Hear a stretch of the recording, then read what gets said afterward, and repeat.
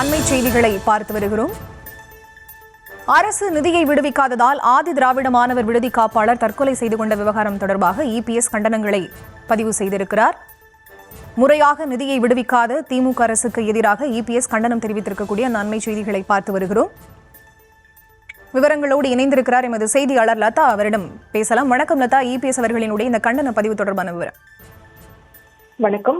ஆதி திராவிடர் மாணவர் விடுதிக்கு அரசு நிதி விடுவிக்காததால் விடுதி காப்பாளர் தற்கொலை செய்து கொள்ள காரணமானவர்கள் மீது சட்டப்படி நடவடிக்கை எடுக்கவும் உரிய காலத்தில் நிதியை விடுவிக்காத திமுக அரசுக்கு கண்டனம் என்று குறிப்பிட்டு அதிமுக பொதுச் செயலாளர் எடப்பாடி பழனிசாமி கண்டன அறிக்கை ஒன்றை வெளியிட்டிருக்கிறார். அவர் வெளியிட்டிருக்கும் அறிக்கையில் மயிலாடுதுறை மாவட்டம் தத்தங்குடியில் ஆதி திராவிடர் நல தொடக்க பள்ளியில் இடைநிலை ஆசிரியராக பணியாற்றி வந்த மகேந்திரன் என்பவரை மணல்மேடு ஆதி திராவிடர் மாணவர் விடுதிக்கு காப்பாளராக பணிமாற்றம் செய்ததாகவும் வயதான தாய் தந்தை கைக்குழந்தை இருந்ததனால் தன்னால் அந்த வேலை தொடர முடியாது, எனவே ஏற்கனவே செய்து கொண்டிருந்த இடைநிலை ஆசிரியர் பணியை தொடர அனுமதிக்குமாறும் ஆதி திராவிடர் நல அலுவலரிடம் அவர் கோரிக்கை வைத்தும் அந்த கோரிக்கை நிராகரிக்கப்பட்டதாலும், மேலும் இது ஒரு புறம் இருந்தாலும் கூட விடுதி மாணவர்களுக்கு உணவு படி வழங்காததால் தனது கை காசை போட்டும் கடன் வாங்கியும்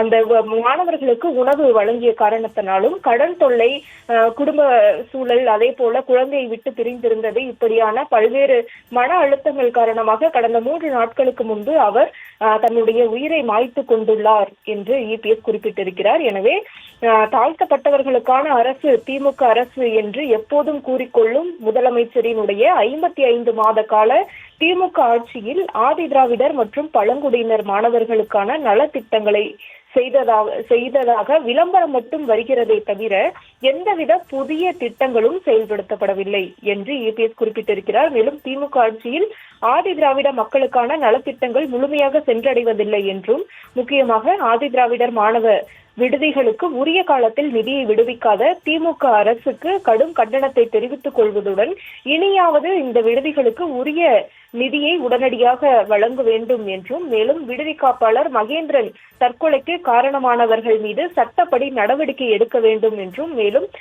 அவரினுடைய குடும்பத்தினருக்கு உரிய நிவாரணம் அளிப்பதுடன் குடும்ப உறுப்பினர் ஒருவருக்கு அரசு வேலை வழங்குமாறும் முதலமைச்சரை வலியுறுத்துவதாக இபிஎஸ் அந்த அறிக்கையில் குறிப்பிட்டிருக்கிறார். விவரங்களுக்கு நன்றி லதா.